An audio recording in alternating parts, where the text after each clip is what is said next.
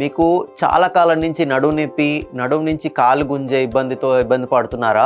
మీకు ఒక interesting case గురించి ఈరోజు మనం డిస్కస్ చేద్దాము. నా దగ్గరికి ఒక 40 ఏళ్ల వయసున్న ఆవిడ చాలా కాలం నుంచి ఇలాగే నడుము నుంచి కాలు లాగే ఇబ్బందితో వచ్చారు. ఆ నొప్పి అనేది కూర్చుని లేస్తే గానీ, పడుకుని కూర్చుంటే గానీ బాగా ఇబ్బంది పెట్టి, రెస్ట్ లో ఉన్నప్పుడు బాగానే ఉంది అని ఆవిడ అట్లానే మందులతో మేనేజ్ చేసుకుంటా వచ్చారు. అది వయసు పెరిగే కొద్దీ, ఇబ్బంది పెరిగే కొద్దీ మళ్ళీ చూపించుకుందామని నా దగ్గరికి రావడం జరిగింది. దానికి మనం ఒక ఎక్స్రే అనేది చేయటం జరిగింది. దాన్ని డైనమిక్ ఎక్స్రే అంటాము. ముందు కొంచి వెనక్కి కొంచి చేసిన ఎక్స్రే. అందులో మనకి కనిపించిన ఇంట్రెస్టింగ్ విషయం ఏంటంటే ఆవిడికి ఒక ఫ్రాక్చర్ అనేది ఉంది. దాన్ని మనం పాండిలో లైసిస్ అని అంటాము. ఇది మామూలు పడితే వచ్చే ఫ్రాక్చర్ కన్నా దీన్ని స్ట్రెస్ ఫ్రాక్చర్ అంటాం. అంటే ఎక్కువ కాలం నడుము మీద స్ట్రెస్ పడటం వల్ల చిన్న చిన్నగా ఫ్రాక్చర్లు అవుతుంటాయి. ఆ ఫ్రాక్చర్ అనేది ఎక్కడ అవుతుంది అంటే ఎముక కదలకుండా ఉండే లాక్ ఉంటుంది. ఆ లాక్ లో ఫ్రాక్చర్ అనేది అవుతుంది.